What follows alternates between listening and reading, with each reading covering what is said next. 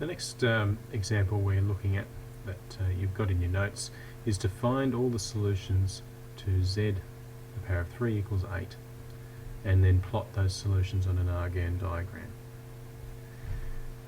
Now you remember the first step that we took in the previous example was to let z equal r theta.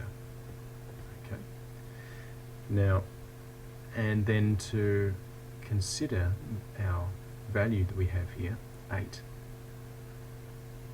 Okay, and represent that in polar coordinate form. Now,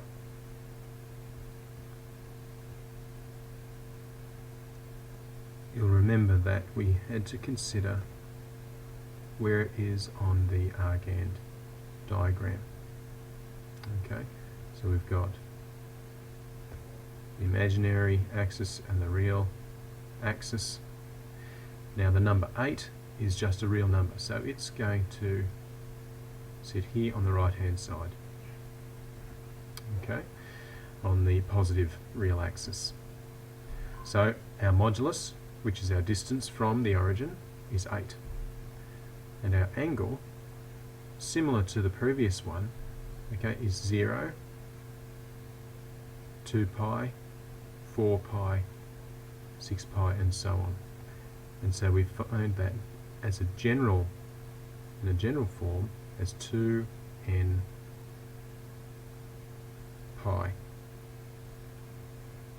Okay, so that when n equals 0, our angle to start with is 0, and when n equals 1, it's once around.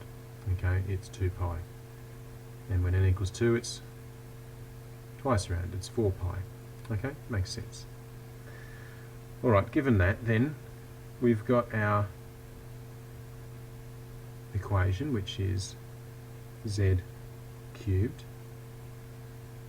okay, equals 8. And z cubed, we know, can be written as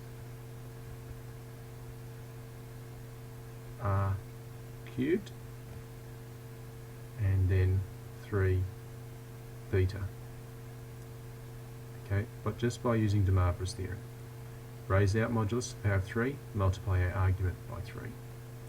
So then, with our equation that we've been given, we've got r cubed, 3 theta, on the left hand side, and the right hand side, the number 8, from what we've got up here, is 8 to n pi.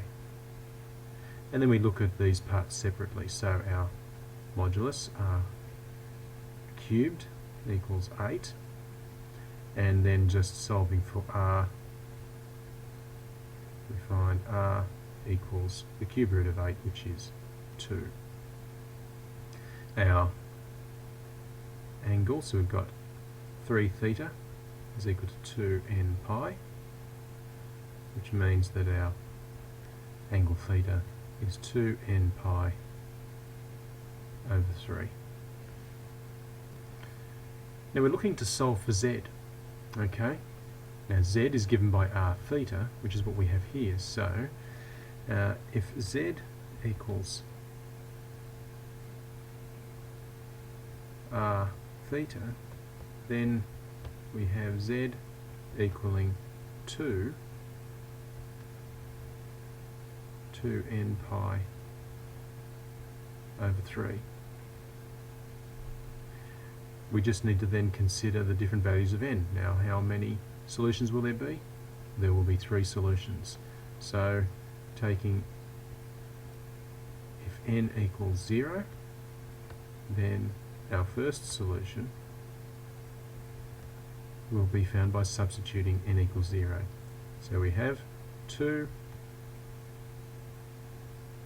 0, because n equals 0, our argument is 0. So in polar coordinate form, that is our solution. Okay, and make that to look like a 2 rather than a z. Alright, and then if we're to take it a bit further and apply it directly into our cis formula, we have 2 cis 0, which is 2 cos 0 plus I sine 0. Cos of 0 is 1, sine of 0 is 0, so we're left with 2 times 1, which is 2.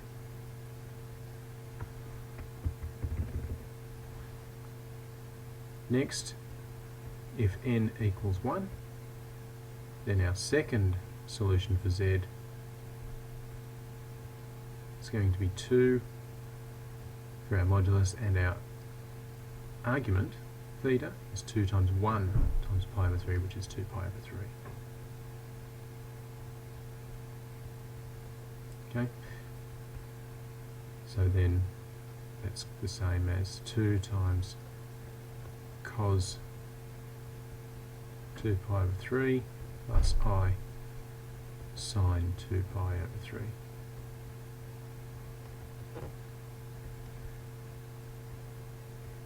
Cos of 2 pi over 3 is negative 1/2, and sine of 2 pi over 3 is positive root 3 over 2. And then multiply throughout. Just to expand that, we have negative 1 plus root 3i, or I root 3. And then we've got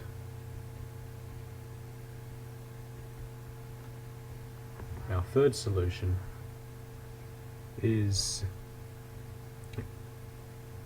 having the same modulus and the argument found by substituting n equals 2. So we end up with 4 pi over 3.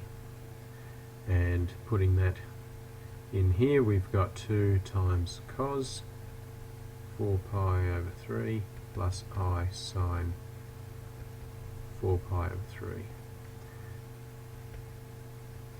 Cos of 4 pi over 3 is again going to be 2 times negative 1/2 minus, this time, I times root 3 over 2, as sine of 4 pi over 3 is negative root 3 over 2. And expanding that, we've got negative 1 minus I root 3. Now you'll notice here that there's one slight difference between these two solutions here and here. Okay, we've got negative 1 and negative 1, but here it's plus I root 3 minus I root 3. So these are conjugates of one another. And you remember from previous lesson that the solutions to a complex equation, okay, by the conjugate root theorem, if the coefficients are real, then the solutions will occur in pairs of complex conjugates, and that's what we've got here. So once we knew this one here, we had one more to find, we would know that the other complex solution would be its conjugate. Okay, we worked through it this way, but we could have actually known that that was going to be the case. Okay, so then the solutions to z cubed equals 8 are 2, which we knew already. Okay, that's just our real solution, and negative 1 plus I root 3 and negative 1 minus I root 3. Now the next part of the question was to graph these solutions on Argand plane. Now note that the polar solutions,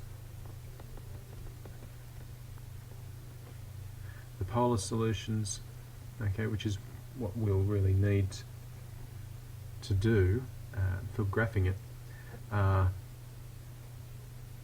2 cis 0, 2 cis 2 pi over 3 and 2 cis 4 pi over 3. Now if we're going to graph that, then we use our modulus and our angle. There we go, not too bad a line. Okay, we've got here our imaginary axis and here our real axis. And we've got 2 cis 0. So use a different colour. Let's use black. Okay, so we've got here, we'll just say this is our 1, 2, so I'll go a similar distance out here, so that's our first solution, 2 cis 0, that's that one. And our next one will be at an angle of 2 pi over 3, so remember that's about here somewhere. Okay, so that's, say, there. And we'll just mark that point on here.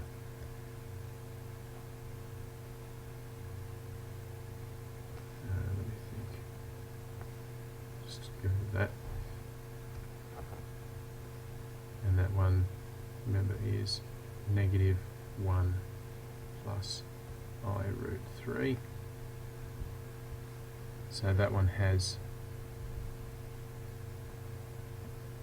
this angle of 2 pi over 3.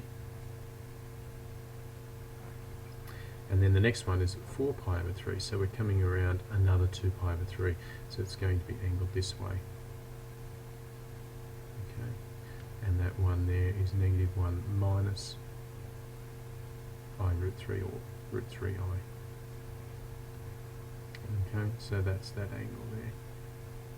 Okay, so that's another 2 pi over 3 around here. So each of those angles is 2 pi over 3. They are, you'll notice here, each solution is equally spaced on the polar grid, and you'll always get that.